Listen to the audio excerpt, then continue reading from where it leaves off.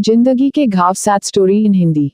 नमस्ते दोस्तों, आज हम एक बार फिर आपके बीच लेकर आए हैं जिंदगी के घाव सैड स्टोरी इन हिंदी, मासूमियत की कहानी, जिनको पढ़कर आप भी सोच में पड़ जाएंगे कि एक लड़की की मासूमियत का लोग इतने सारे फायदे उठाते हैं और इतने सारे घाव। अगर स्टोरी आपको अच्छी लगे तो नीचे कमेंट करके जरूर बताएं।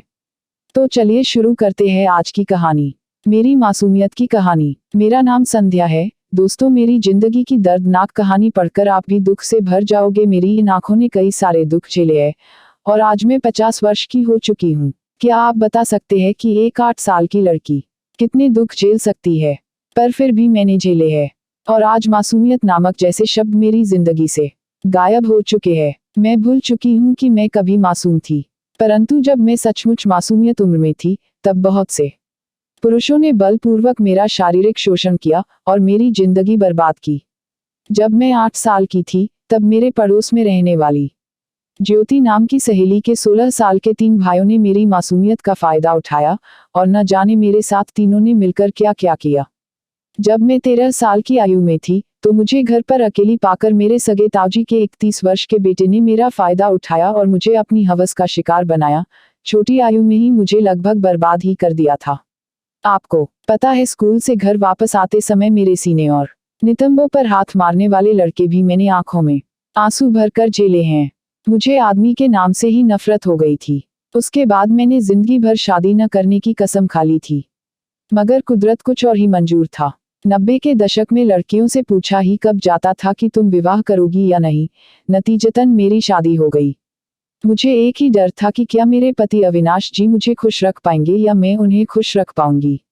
पर मैं गलत थी। कुदरत ने मेरी जिंदगी में एक ऐसे इंसान को जोड़ दिया जो कभी किसी को नहीं मिला होगा। उन्होंने मुझे जाना पहचाना और शादी के बाद जैसे मैंने सारे पुरुषों की जातियों का बदला पति से लेने की ठान ली थी, मगर पति ऐसे मिले जैसा पहले कभी इस दुनिया का कोई आदमी नहीं मिला। उन्होंने मेरे गुस्से को जाना, समझा और मुझे इतना सम्मान और प्यार दिया कि अब मैंने पिछले सभी कुकर्मियों को भुला देने पर मजबूर होना पड़ा और मैं सब कुछ भूल गई। आपको पता है, अभी कुछ दिन पहले ही हमने शादी की 28वीं वर्षगांठ मनाई है। इस वर्षगांठ में मेरे पति अविनाश जी ने मुझे बहुत कुछ दे दिया।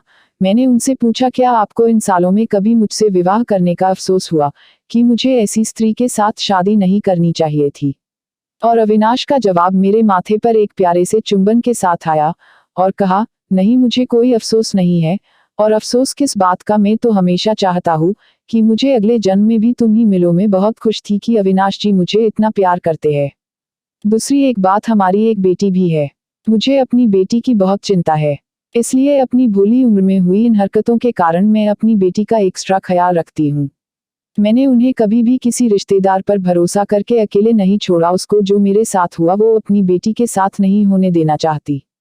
कुछ दिन पहले मैं अपने मायके गई थी। मैंने अपनी माँ और भाई को इन सब बातों के बारे में बताया तो उनका जवाब सुनकर हैरानी हुई। भाई का कहना था, ये कहानी लगभग हर तीसरी लड़की के साथ होती है। यह लड़की की जिम्मेदारी है कि वो खुद को संभाल के रखे और अपनी मर्यादाओं को भी समझे। एक बार अपनी बेटी से पूछ के देखो, उसके साथ भी ऐसी कोई घटना जरूर हुई होगी। फिर सबके सामने मेरी बेटी ने बड़े गर्व से बताया कि आप गलत सोच रहे हैं, मेरे साथ ऐसा कभी कुछ नहीं हुआ।